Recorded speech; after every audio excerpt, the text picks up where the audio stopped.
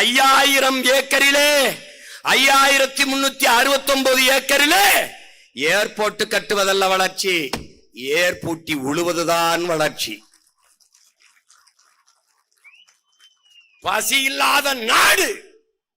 அடிமை இந்தியாவிலே இளைய புரட்சியாளன் பகத்சிங் முன்வைத்த முழக்கம், பாலுக்கு அழாத குழந்தை, கல்விக்கு ஏங்காத மாணவன், வேலைக்கு அலையாத இளைஞன், இதுதான் என் கனவு இந்தியா.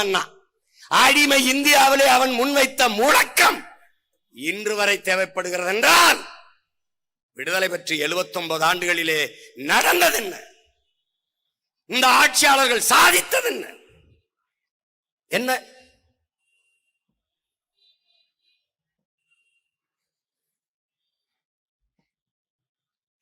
திரும்ப திரும்ப உங்கள் உடன் பிறந்தன் கற்பிக்கிறேன். எந்த தேசத்திலையும் பறந்து செல்ல விண்ணூர்தி இல்லை, பயணிக்க கார் இல்லை, பார்க்க தொலைக்காட்சி இல்லை, பயன்படுத்த அலைபேசி இல்லை, செல்போன் இல்லை என்று எந்த நாட்டிலும் புரட்சி வந்தது இல்லை. எந்த நாட்டிலே நீரும் சோறும் இல்லையோ அந்த நாட்டில் புரட்சி வராமல் இருந்ததில்லை. அதை எதிர்கொண்டு தடுக்க எந்த தலைவனும் நின்றதில்லை. உனக்கு சான்று ரொம்ப விளந்தாடாத பக்கத்துல இங்க பங்களாதேஷ், இங்க இலங்கை, ஒரு சின்ன பகுதி, சின்ன நம்ம மாநிலத்துல, நம்மள ஒரு மாநிலம் கூட அவன் சின்ன நாடு.